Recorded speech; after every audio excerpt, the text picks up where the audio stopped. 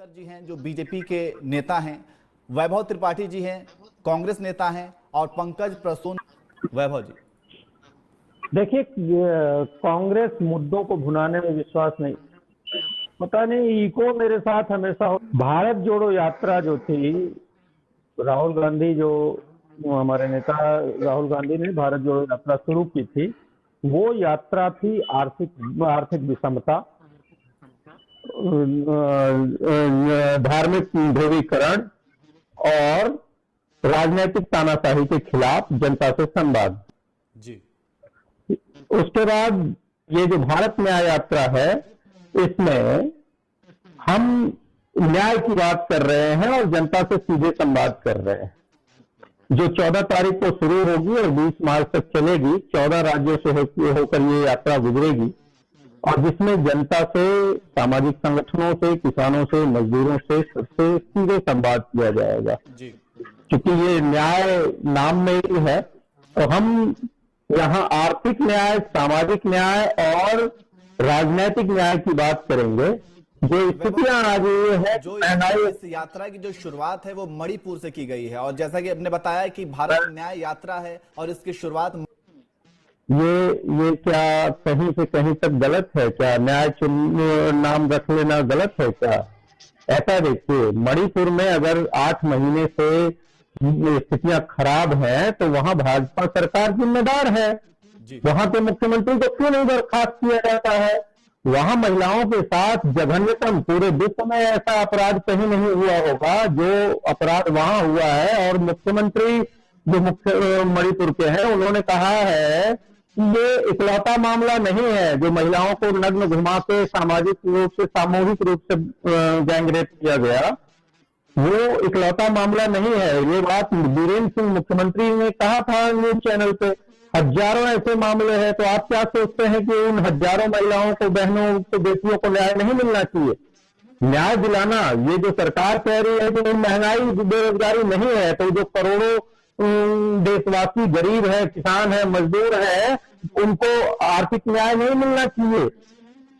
इसी तरीके से जो राजनीतिक रूप से पॉलिटिकल वेंडेटा कर रही है सरकार, भारत के इतिहास में कभी भी ऐसा नहीं हुआ कि एक साथ सैकड़ों सांसदों को निलंबित किया गया हो, सिर्फ मुद्दों को भटकाने के लिए, सिर्फ इसलिए कि कोई संसद में सवाल न पूछ पाए, सिर्फ इसलिए कि जनता के मुद्दे संसद में न उठ जाए, सिर्फ इसलिए कि संसद में हुई सुरक्षा चूक के विषय में चर्चा की मांग न कर ली जाए। तो राजनीतिक न्याय, सामाजिक न्याय और आर्थिक न्याय की ये यात्रा है।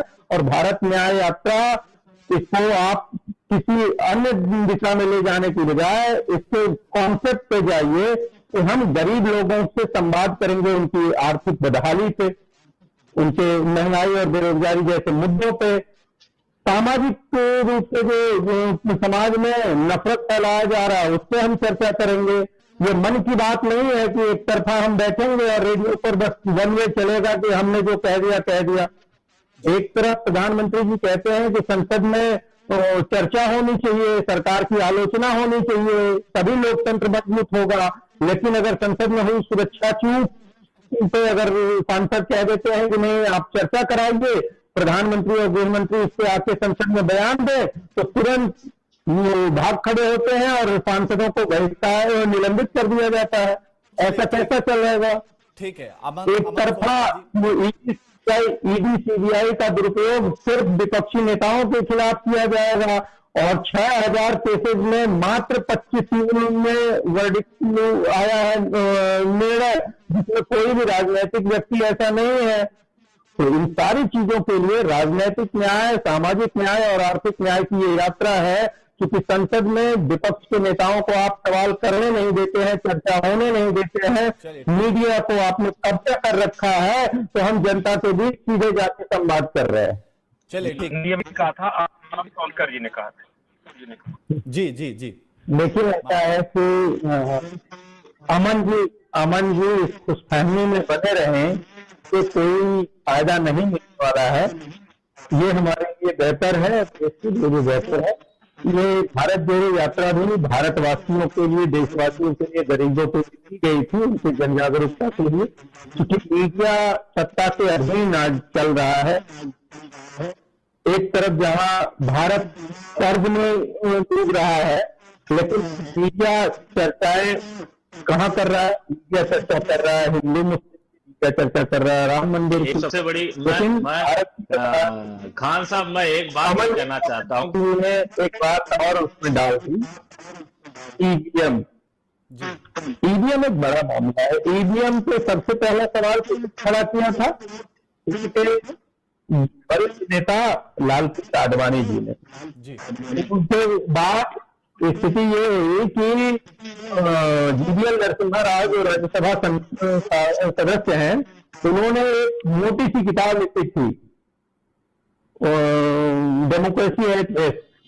तो उसके लिए तो पहले ये बताएं कि लाल कृष्ण आडवाणी गलत आदमी थे, कह दें, क्लियर कर दें। लेकिन दूसरी बात मैं आपको कह रहा हूं, मैं कंप्लीट कर रहा हूं, मैं कंप्लीट। आप जीते तब ईवीएम नियाज जी, मैं उन सारी बातों को क्लियर कर दूंगा। आपको सवाल किया है, जब आप करिएगा तो बताऊंगा। जी बोलिए। जो बात अमन जी कह रहे थे, हम थोड़ा सा पीछे चले जाते हैं। राज्यसभा की एक बहस में सुन रहा था, leader of the house Arun Jaitley ji थे, अलोपी गुलाम नबी आजाद थे 2017 में जी, और यूपी में जीते थे भारतीय जनता पार्टी के लोग, और हमारी सरकार बनी थी पंजाब में।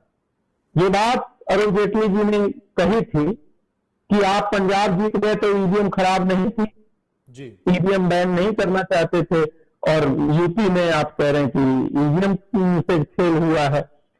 तो उसके जवाब में एलओपी ने कहा था, कांग्रेस नेता गुलाम नबी आजाद ने, कि ऐसा है कि हम पंजाब से अपनी सरकार विड्रॉ करते हैं, आप भी अपनी उत्तराखंड और यूपी की सरकार विड्रॉ करके बैलेट पेपर से चुनाव करा दीजिए। और भाग खड़े हुए थे अरुण जेटली।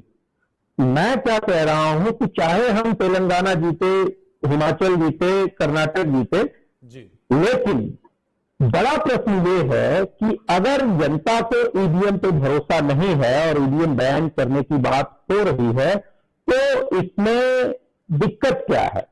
कांग्रेस ने ये नहीं कहा कि हम तेलंगाना जीत गए तो ईवीएम वहां सही है, कर्नाटक जीत गए तो वहां ईवीएम सही है और बाकी जगह गलत है।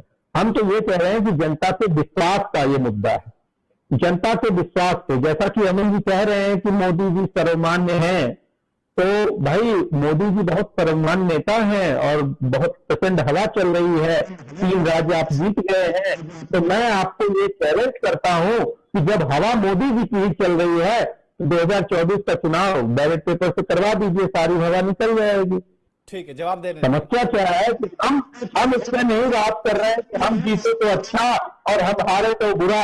हम तो ये कह रहे हैं जनता को भरोसे की बात है, समस्या करना चाहिए उसका साथ और इतनी मोटी किताब लिखी थी लोकतंत्र खतरे में, और आप बात कह रहे हैं कि नहीं, ऐसे नहीं कहा। पहले आप अपने नेता का ही बचाव चाहिए, नड्डा और हमारे महासचिव, और ये इनके नेता प्रधानमंत्री मोदी जी है, वो खूब से महारथी हैं, लेकिन ऐसा ये भूल जाते हैं कि राजस्थान, मध्य प्रदेश, छत्तीसगढ़ में इनके नेता जो प्रधानमंत्री जी है, और उन्होंने 4.5 भारतीय जनता पार्टी एक ऐसी पार्टी है। आपने सुना, आपने जिस तरह, क्या कांग्रेस में ऐसा पॉसिबल है? देखिए, ऐसा है कि कांग्रेस में लॉटरी से मुख्यमंत्री डिसाइड नहीं होता, तो ये जो लॉटरी से घरों में बैठे हुए गरीबियों से बनते हैं। ऐसा है कि आपने, मैं आपको नहीं टोकता टाकी कर रहा हूँ, आप बार बार कर रहे हैं। ऐसा है कि पहली बार विधायक को मुख्यमंत्री बना देते हैं, जो व्यक्ति भ्रष्टतम है उसको मुख्यमंत्री बना देते हैं, जो व्यक्ति गुंडागर्दी करता है और पुलिस अधिकारियों का पैसा खाल पिटवा लूंगा उसको मुख्यमंत्री बना देते हैं, और वो सब निकल के कैसे आते हैं? लॉटरी से, जिनका कहीं कोई नाम ही नहीं था। मामला ये नहीं है कांग्रेस पार्टी की जो आप बात कर रहे हैं, तो कांग्रेस में परिवारवाद है ही नहीं। कांग्रेस में मल्लिकार्जुन खड़गे, जिनके परिवार जो बेहद दलित हैं, बहुत पिछड़े परिवार से आते हैं, उनके परिवार के साथ जैसी निर्ममता हुई, जघन्यता हुई, वो वहां से निकल के फर्श से अर्श तक पहुंचे हैं और खड़गे जी के पास पूरा अधिकार है। खड़गे जी के नेतृत्व में हम कर्नाटक जीते हैं, तेलंगाना जीते हैं, हिमाचल जीते हैं। लेकिन एक बात और है, मोदी जी के नेतृत्व में गुजरात भाजपा जीत गई, हिमाचल हार गई, वो क्षेत्रीय नेताओं की वजह से। ठीक, तेलंगाना में मोदी जी का सिक्का नहीं चला, तो मोदी जी वहां दोषी नहीं है, वहां कार्यकर्ता जिम्मेदार हैं। मध्य प्रदेश, छत्तीसगढ़, राजस्थान का जब वोटिंग काउंटिंग हो रहा था, उस दिन मोदी जी देश से बाहर चले गए थे, इस वजह से कि पूरी भाजपा को यह एहसास था कि मामला यहां खटाई में है, और वो इत्तेफाक से कुछ मार्जिनल वोट की वजह से लगभग 110 सीटें करीब जीते हैं मध्य प्रदेश, छत्तीसगढ़, राजस्थान में, जिसकी वजह से सरकार इनकी ये जीत गए हैं। लेकिन ये बाद में आके मोदी जी को क्रेडिट दिया गया, लेकिन मोदी जी तो उससे पहले इसी वजह से चले गए थे कि यार हार का ठीकरा जेपी नड्डा के सर मर दो। चलिए ठीक है सर, जब जीतते हैं तो मोदी जी तो सर ये जनता के मुद्दे के लिए कहा है। कांग्रेस ने इसलिए नहीं ईवीएम की बात कही है, कांग्रेस जनता के मन की बात कह रही है, प्रधानमंत्री अपने मन की बात कहते हैं। कांग्रेस ये कह रही है कि जहां हम जीते हैं वहां भी ईवीएम बैन हो जाए। हम तो पूरे देश की बात कर रहे हैं भाई, देखिए सिंपल बात है, सिंपल सी बात है, सिंपल सी बात है कि अगर जनता मोदी जी के साथ है, मोदी जी का इतना ही हवा चल रहा है, इतना ही अच्छा माहौल है, तो मोदी जी करते क्यों है?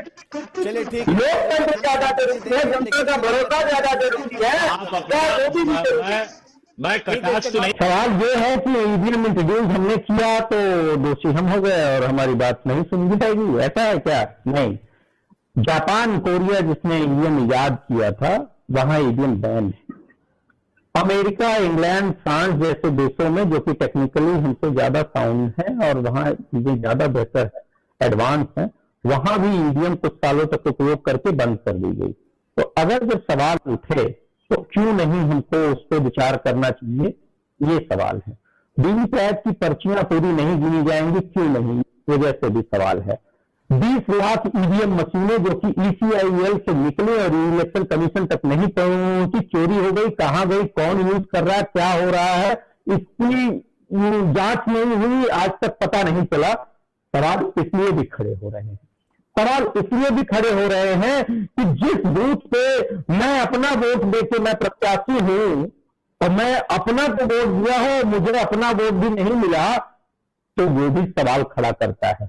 इसलिए भी सवाल खड़ा होता है कि ईवीएम दिन भर वोटिंग में इस्तेमाल हुआ और जब काउंटिंग के दिन लगभग 3-4 दिन या 1 हफ्ता 10 दिन बाद उसको खोला गया तो उसका बैटरी बैकअप 99%, 100% था। हाउ, ये सब संदेह के कारण है।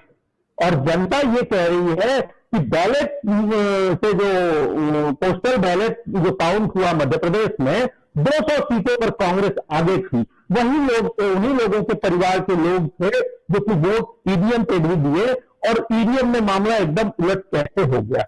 सवाल ये है, 4 करोड़ 92 लाख वोट कांग्रेस को मिला है और 4 करोड़ 80 लाख वोट भाजपा को मिला है। जनता अवाक है मध्य प्रदेश, छत्तीसगढ़, राजस्थान की कि हम तो कांग्रेस को वोट कर रहे थे, सत्ता कैसे बीजेपी की बन गई। सवाल ये भी खड़ा होता है कि जो जनता को, मीडिया को और बीजेपी के लोगों को फीडबैक था कि भाई मध्य प्रदेश, राजस्थान तीनों कांग्रेस जीत रही है। इवन बीजेपी के बड़े बड़े नेता तीनों राज्यों के हमसे बात होती है, उन्होंने कहा तीनों जीत रहे हैं। उसके बाद अचानक से अब मैं उनको फोन करता हूं कि क्या भाई, तो वो कहते हैं अब जाने दीजिए, बात मत कीजिए। सवाल ये खड़ा होता है, जनता में कहे मध्य प्रदेश, छत्तीसगढ़, राजस्थान, किसी में 100 में 2 लोग ऐसे होते थे जो ये कहते थे कि नहीं भाई बीजेपी नहीं, 98 लोग, 99 लोग ऐसे होते थे कि कांग्रेस जीतेगी, कांग्रेस जीतेगी, और चीजें बदल जाती हैं। सवाल इसलिए खड़ा होता है, जहां कोई कहने को राजी नहीं है, भाई ठीक है, भारतीय जनता पार्टी के जो कार्यकर्ता है वो तो कहेंगे ही लेकिन सामान्य जनमानस में यह संदेश था कि कांग्रेस जीत रही है। यही कारण है कि कांग्रेस का वोट शेयर ज्यादा है, बीजेपी का वोट शेयर कम है। मार्जिनल वोटों से 110 सीटें लगभग तीनों राज्यों में बीजेपी जीत गई है। हम उससे, भाई लोकतंत्र है, वोट आप पाए हैं, चुनाव जीत गए हैं, तो हम सम्मान उसका करते हैं जनादेश का। लेकिन ये जो टेक्निकल सवाल है, इस पे क्यों नहीं सरकार बात करती है? अमन जी बड़ा इसका जवाब उसी से कहते हैं कि मोदी जी सर्वमान्य नेता है, अमन जी कह रहे हैं। तो भाई जब सर्वमान्य नेता है, आपकी इतनी अच्छी हवा है, तो जनता के मन की बात सुन के क्यों नहीं एक बार बैलेट पेपर से चुनाव करा देते हैं? पता चल जाएगा। आपको किस बात का भय? ईवीएम का नाम लेते ही भाजपाई डर क्यों जाते हैं? ईडी सीबीआई का नाम लेते ही भाजपाई डर कहे जाते हैं? अडानी की जांच की मांग सुनते ही भाजपाई डर कहे जाते हैं? मामला यह है कि जरूर दाल में कुछ काला है, नहीं तो ये लोग ऐसे नहीं भागते। तो अमन जी सवाल 3 का जवाब दे रहे हैं, वो खुद इस बात से खड़े हो जाते नहीं मिलते जनाब। मैं, आप बनारस से हैं, मैं आपसे चैलेंज करता हूं कि बनारस में पोस्ट कार्ड दिलवा दीजिए। मैं आज से बात के लिए जनता कह रही है कि बता देना हो, मैं पोस्ट कार्ड दिलवाना शुरू करूंगा। बनारस में पोस्ट कार्ड उपलब्ध नहीं है। मैं आपको बता दे रहा हूँ कि गलत बात कर रहे हैं। बता दे रहा हूँ, वक्त लिए थे, अन्ना हजारे का समर्थन कर रहे थे। अन्ना हजारे ने कहा कि मैंने 5 पत्र प्रधानमंत्री को लिखा, किसानों को महंगाई के लिए, भ्रष्टाचार के लिए लिखा। तो भारत अंदर इसलिए, मैं आपको बता दे, आप भारत अंदर इंडेक्स में पहले, अमन जी जो बात कर रहे हैं कि भारत की स्थिति, अमन जी नरेंद्र मोदी जी के नेतृत्व में भारत अंदर इंडेक्स में कहां से कहां पहुंच गया है, ये है सवाल।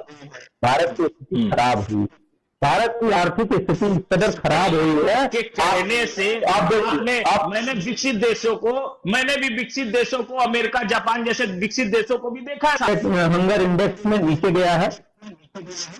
भारत की करेंसी अफगानिस्तान से कमजोर हो गई है। बांग्लादेश की प्रतिशत आय भारत से ज्यादा हो गई है। भारत में 80 करोड़ लोगों को आप 5 किलो राशन दे रहे हैं। ये अपने आप में बताने के लिए काफी है कि भारत की स्थिति पहले से ज्यादा खराब हुई है। भारत 205 लाख करोड़ के कर्ज में आ गया है, जो कि 2014 में मात्र 54 लाख करोड़ का कर्ज था। ये आपको बताने के लिए काफी है कि भारत की अर्थव्यवस्था किस तरह चरमरा गई है। लेकिन आप सिर्फ मोदी मोदी मोदी मोदी करते रहते हैं। लेकिन इस नरेंद्र मोदी सरकार में भारत की आर्थिक स्थिति, सामरिक स्थिति सब बहुत बुरी स्थिति में गई है। जांच नहीं होती, यहाँ हर बात के लिए सिर्फ आप कह देंगे हम चुनाव जीत के आए हैं, इस वजह से आप सवाल नहीं करेंगे। भारत की स्थिति ये हो गई है कि विदेशों में इस बात की चर्चा है कि एक तरफा विपक्ष के सांसदों को निलंबित कर दे रही है सरकार, यहाँ चर्चा ही नहीं हो रही है। अडानी, चलिए मान लिया आप राफेल की जांच नहीं कराते हैं, मान लिया सरकार की जांच आप नहीं कराते हैं, लेकिन सवाल ये है कि अडानी कौन सा भाजपाइयों का फूफा लगता है कि उसकी जांच नहीं होगी? अडानी की वजह से भारत की सभी विश्व समुदाय में खराब हुई है। इन बातों के लिए आप पहले चर्चा कीजिए, जांच कीजिए। पारदर्शिता आपके सरकार में बिल्कुल नहीं है। आरटीआई कानून को आपने कमजोर किया है। आपको मैं चैलेंज करता हूं कि आज आप बता दीजिए कि लोकपाल कौन है भारत का। अगर बता देंगे तो ठीक है, लोगों किसी को हम 2024 में ही सफल होंगे। पंकज जी का अपना निजी विचार हो सकता है, हम जनता में घूम रहे हैं तो हमको पता है कि जनता महंगाई, बेरोजगारी और आतंक भ्रष्टाचार में भी इस सरकार से त्रस्त है। और जनता को ये पता है कि बिना गूगल किए अमन जी को लोकपाल का नाम नहीं पता है।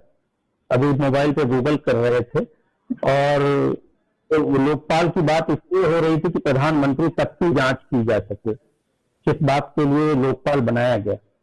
लेकिन अभी तक 2 लोकपाल हो चुके। मैं चैलेंज करता हूं 90% लोगों को पहले और दूसरे जो वर्तमान है और जो पहले रहे उनका नाम नहीं पता होगा, गूगल करना पड़ेगा उनको। लेकिन कांग्रेस आइडियोलॉजी की बात जो कह रही है सच्चाई है। मैं पंकज जी की बात से आंशिक रूप से सहमत हूं कि कांग्रेस आइडियोलॉजी को मजबूत कर रही है, कांग्रेस लोकहित की बात करती है और कांग्रेस इस बात के लिए प्रयासरत है कि जनता का जनता के लिए शासन हो, जनता अपनी बात को लेकर मुखर हो जाए। हो क्या गया है कि आज कुछ सालों में, मैं बस 1 मिनट में कंप्लीट कर रहा हूं, कुछ सालों में ऐसी स्थिति हो गई है कि हर सवाल के लिए पहले जो पत्रकार सरकार से सवाल पूछा करते थे, अब वो पत्रकार विपक्ष से सवाल पूछते हैं। पहले जो नेतागण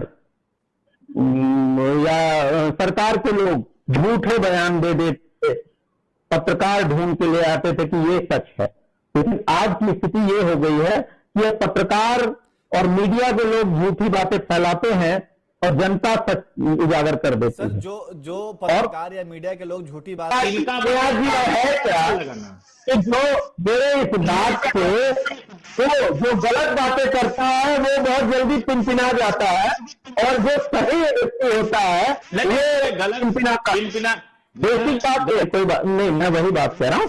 हाँ, कांग्रेस जनता के बीच खड़ी होकर जनता के मुद्दों की लड़ाई लड़ रही है, जनता के मुद्दों को आगे बढ़ा रही है। प्रधानमंत्री सिलेंडर की बात की जो कि केंद्र सरकार में, राज्यसभा में सरकार ने पक्ष रखा कि हम ये कारण करता हूं। प्रधानमंत्री मोदी जी ने पुरानी पेंशन योजना लागू करने की बात राजस्थान में कही, जबकि वो उस पर कुछ आगे काम नहीं कर रहे हैं। 3100 रुपया धान का एमएसपी देने की बात छत्तीसगढ़ में प्रधानमंत्री जी ने कहा, जिस पर कोई काम नहीं कर रहे हैं। इन सारे मुद्दों की जवाबदेही तय हो, इस बात के लिए कांग्रेस जनता के बीच जाके चर्चा कर रही है और जनता को न्याय दिलाने के लिए ये न्याय यात्रा है। सामाजिक न्याय, राजनीतिक न्याय और आर्थिक न्याय की ये यात्रा है और हम तो ये उम्मीद करते हैं कि आप लोग भी इसमें सकारात्मक पक्ष देखिए। सकारात्मक ठीक है वैभव जी। अमन जी आखिरी कांग्रेस के लिए भी काम कर रहे हैं, ऐसा नहीं है, वो जनता के लिए काम कर रहे हैं। देखिए बेसिक बात है, वो जनता के जो मुद्दे उठा रहे हैं वो पंकज जी को ये लग रहा है कि वो कांग्रेस के लिए काम कर रहे हैं, क्योंकि ये जो मौजूदा सरकार है वो जनता के खिलाफ काम कर रही है। इस वजह से ऐसा दिखने लगा है, ऐसा नैरेटिव बन जा रहा है, ऐसी समझ लोगों की बन जा रही है कि जो भी यूट्यूब पे पत्रकार हैं जो ईमानदारी से, निष्पक्षता से जनता की आवाज उठा रहे हैं वो कांग्रेस के लिए काम कर रहे हैं।